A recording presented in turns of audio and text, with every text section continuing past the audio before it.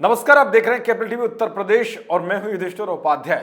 ओम प्रकाश राजभर ये उस नेता का नाम है जो 2017 विधानसभा चुनाव के बाद से ही सुर्खियों में है। ओम प्रकाश राजभर वो नेता है जो क्रिकेट से भी ज्यादा रंग बदलने में माहिर है। ये कब किसके साथ चले जाए कह नहीं सकते। यूपी में होने वाले चुनाव से पहले ही राजभर अपनी भौकाल टाइट करने में लगे हुए हैं।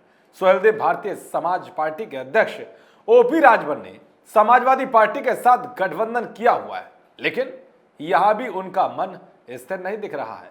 दरअसल चुनाव आयोग के ऐलान के बाद राज्य का सियासी तापमान एक बार फिर गर्मा गया है।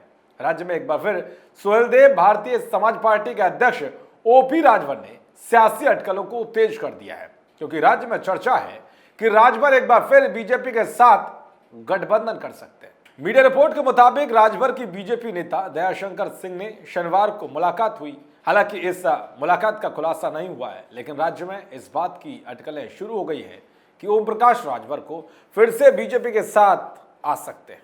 हालांकि इससे पहले भी राजभर की दयाशंकर सिंह से मुलाकात हो चुकी है। असल में पिछले दिनों ही ओपी राजभर ने भागीदारी मोर्चा को झटका देते हुए समाजवादी पार्टी के साथ करार किया था और बीजेपी पर जमकर हमले किए थे। वहीं अब उनकी बीजेपी नेता के साथ बैठक के बाद अटकलें शुरू हो गई। हालांकि दोनों की तरफ से इस मामले में कुछ बयान नहीं दिया गया है।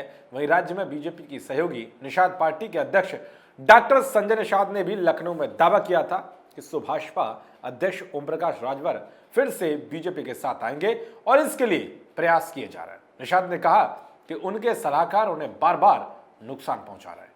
राज्य में 2017 के विधानसभा चुनाव में सुभाषपा ने बीजेपी के साथ गठबंधन किया था, जबकि 2022 के चुनाव के लिए सुभाषपा ने बीजेपी के बजाय समाजवादी पार्टी के साथ गठबंधन किया है।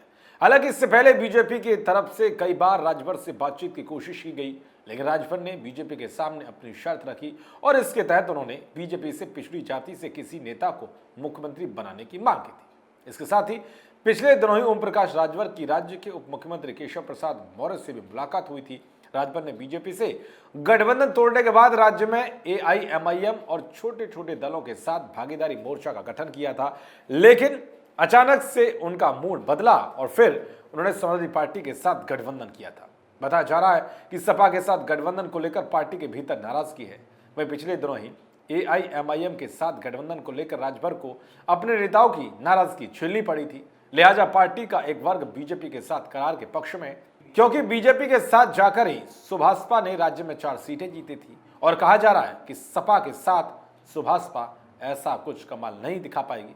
अब देखना यह होगा कि क्या राजभर फिर से बीजेपी के साथ गठबंधन करते हैं नहीं, या फिर सपा के साथ ही चुनाव लड़। देखते रहिए कैपिटल टीवी उत्तर प्रदेश। नमस्कार।